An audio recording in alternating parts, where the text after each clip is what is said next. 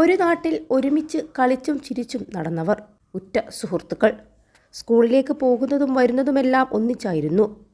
ആയിഷയും ഇർഫാനയും ദിയയും നിതയും Karimba higher secondary സ്കൂളിലെ 8ാം class വിദ്യാർത്ഥിനികളായിരുന്നു. പരീക്ഷ കഴിഞ്ഞ് സ്കൂളിൽ നിന്നും വീട്ടിലേക്ക് മടങ്ങുമ്പോഴാണ് കൂട്ടുകാരികളെ പാഞ്ഞെടുത്ത ലോറിയുടെ രൂപത്തിൽ മരണം തട്ടിയെടുക്കുന്നത്. ചിരിച്ചുല്ലസിച്ച് സ്കൂളിലേക്ക് പോകുന്ന ആ കുഞ്ഞുങ്ങളെ ഇവിടുത്തെ കാർ എന്നും കാണുന്നതാണ്. എത്ര സ്വപ്നങ്ങൾ കണ്ടിട്ടുണ്ടാകും അവർ. പരീക്ഷ കഴിഞ്ഞുള്ള അവധിക്കാലം, ഉന്നത പഠനം, ജോലി എല്ലാം ഇന്നലെ വൈകുന്നേരത്തോടെ തകർന്നു. നെഞ്ചി പൊട്ടിക്കരയുന്ന ഉറ്റവരെ എങ്ങനെ ആശ്വസിപ്പിക്കണമെന്നറിയാതെ സങ്കടക്കടലിലാണ് നാട്ടുകാരും.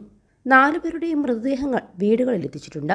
നിരവധി പേരാണ് കുട്ടികൾക്ക് അന്ത്യാഞ്ജലി അർപ്പിക്കാനെത്തുന്നത്. പ്രിയപ്പെട്ടവരുടെ വേദന കണ്ടു നിൽക്കാനാവാത്ത അവസ്ഥയാണ്. 21 ലക്ഷത്തോളം സന്തുഷ്ടരായ ഉപഭോക്താക്കളും 2 ലക്ഷത്തോളം തിമിര ശസ്ത്രക്രിയകളും പൂർത്തിയാക്കിയ മലബാറിലെ ഏക കണ്ണാശുപത്രി Al Salama eye hospital, hospital road, Perinthalmanna. ഇന്നലെ വൈകിട്ടോടെയാണ് നാടിനെ നടുക്കിയ അപകടമുണ്ടായത്. 2 ലോറികൾ തമ്മിൽ കൂട്ടിയിടിച്ച് ഒരു ലോറി കുട്ടികളുടെ മുകളിലേക്ക് മറിയുകയായിരുന്നു. അമിത വേഗതയാണ് അപകടത്തിന് കാരണമെന്നും പനയമ്പാടം സ്ഥിരം അപകട മേഖലയാണെന്നും നാട്ടുകാർ ആരോപിച്ചിരുന്നു. അപ്രതീക്ഷിതമായ വിയോഗത്തിൽ തകർന്ന കുടുംബത്തോട് എന്ത് പറയും, എന്ത് പറഞ്ഞ് ആശ്വസിപ്പിക്കുമെന്നറിയാത്ത അവസ്ഥയിലാണ് നാട്ടുകാർ. സ്കൂൾ കലോത്സവങ്ങളിലെ ഒപ്പനകളിലെ സ്ഥിരം മണവാട്ടിയായിരുന്നു ആയിഷ. പഠിക്കാനും മിടുക്കി. ഇന്നലെ വരെ കളിച്ചു ചിരിച്ച് സ്കൂളിലൂടെ നടന്നിരുന്ന ആയിഷയുടെ ചേതനയേറ്റ മുഖം കാണാൻ അധ്യാപകർക്കും സഹപാഠികൾക്കും കരുത്തുണ്ടായിരുന്നില്ല. 2ാം ക്ലാസ് മുതൽ 8ാം ക്ലാസ് വരെ സ്കൂളിൽ നടക്കുന്ന ഒപ്പന മത്സരങ്ങളിൽ സ്ഥിരം മണവാട്ടിയാകുന്നത് ആയിഷയായിരുന്നുവെന്ന് ഒരു ബന്ധു പറയുന്നുണ്ട്. ശ്രീകൃഷ്ണപുരത്ത് നടന്ന പാലക്കാട് ജില്ലാ സ്കൂൾ കലോത്സവത്തിലും പങ്കെടുത്തിരുന്നു.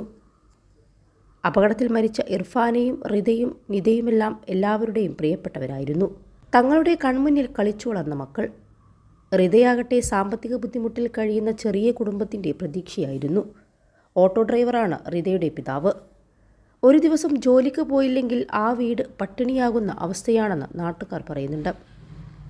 ഓട്ടോയുടെ മാസ അടവ് അടയ്ക്കാൻ പോലും വിഷമിക്കുന്ന റഫീഖിനെ ഇവിടുത്തുകാർ കാണുന്നതാണ്. ഒറ്റമുറി വീട്ടിലാണ് റിതയുടെ കുടുംബം താമസിക്കുന്നത്. വെറും 100 മീറ്റർ ചുറ്റളവിലാണ് മരിച്ച 4 കൂട്ടുകാരികളുടെയും വീടുകൾ. അത്രയും അടുത്തടുത്ത വീടുകളായതുകൊണ്ട് തന്നെ അത്ര അടുപ്പമായിരുന്നു 4 പേരും തമ്മിൽ. കുട്ടിക്കാലം തൊട്ടേ ഒരുമിച്ചായിരുന്നു 4 പേരും. ആദ്യം ഒരേ ക്ലാസ്സിലായിരുന്നില്ല. പിന്നീട് ഈ വർഷമാണ് 4 പേരും ഒരു ഡിവിഷനിലേക്ക് എത്തുന്നത്. ആ സന്തോഷത്തിലായിരുന്നു ആയിഷയും റിതയും നിതയും ഇർഫാനയും. പക്ഷേ ആ സന്തോഷത്തിന് ഇന്നലെ വൈകുന്നേരം വരെ ആയുസ്സുണ്ടായിരുന്നുള്ളൂ.